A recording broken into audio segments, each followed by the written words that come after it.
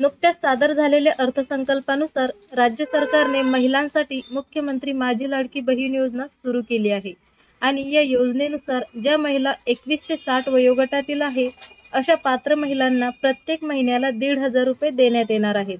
तर अशा या योजनेसाठी कोणत्या महिला पात्र ठरणार आहेत आणि कोणत्या महिला अपात्र ठरणार आहेत ते आपण या व्हिडिओमध्ये बघणार आहोत। चला तर मग सर्वात अगोदर कोणत्या महिला या योजनेसाठी पात्र ठरणार आहेत ते बघूयात।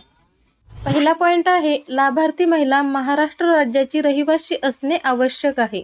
त्यानंतरचा पॉइंट आहे राज्यातील विवाहित, विधवा, घटस्फोटित, परित्यक्त्या आणि निराधार महिलांसाठी ही योजना असणार आहे। तिसरा पॉइंट आहे किमान वय 21 वर्ष पूर्ण व कमाल वय 60 वर्ष पूर्ण होईपर्यंत, म्हणजेच ज्या महिला 21 ते 60 वयोगटातील आहे अशा महिलांसाठी ही योजना असणार आहे। चौथा पॉइंट आहे लाभार्थी महिलेचे बँक खाते असणे आवश्यक आहे। आणि पाचवा पॉइंट आहे लाभार्थी कुटुंबाचे वार्षिक उत्पन्न हे 2.5 लाखापेक्षा जास्त नसावे।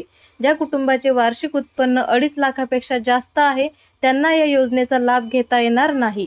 तर या अटीमध्ये ज्या महिला बसतात त्यांना या योजनेचा लाभ घेता येणार आहे। आता बघूयात कोणत्या महिलांना या योजनेचा लाभ घेता येणार नाही। ज्यांच्या कुटुंबाचे एकत्रित वार्षिक उत्पन्न 2.5 लाख रुपयांपेक्षा अधिक आहे। दुसरा पॉइंट आहे ज्यांच्या कुटुंबातील सदस्य आयकरदाता आहे।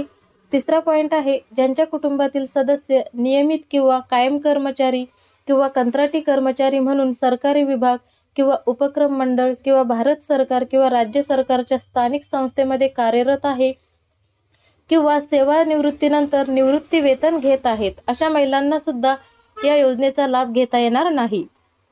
परंतु बाह्य यंत्रणाद्वारे कार्यरत असलेले तथा स्वयंसेवी कामगार आणि कर्मचारी अपात्र ठरणार नाहीत।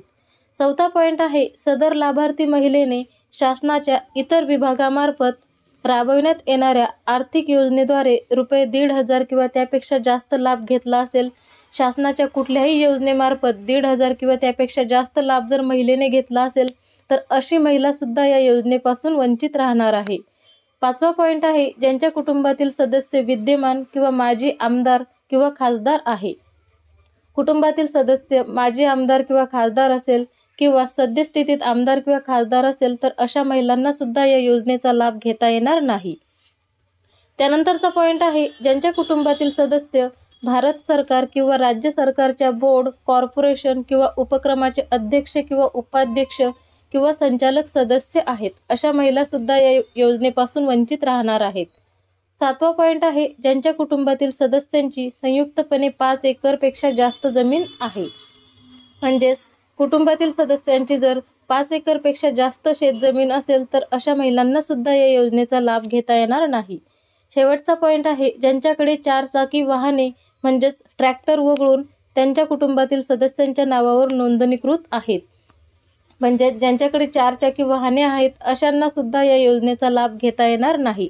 तर अशा प्रकारे या योजनेसाठी अटी घालून दिलेल्या आहेत।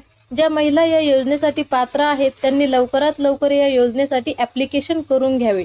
आणि आजचा व्हिडिओ जर आवडला असेल तर व्हिडिओ तुमच्या इतर नातेवाईकांना, तुमच्या इतर मित्रमैत्रिणींना सुद्धा शेअर करा, जेणेकरून त्यांना सुद्धा या योजनेचा लाभ घेता येईल।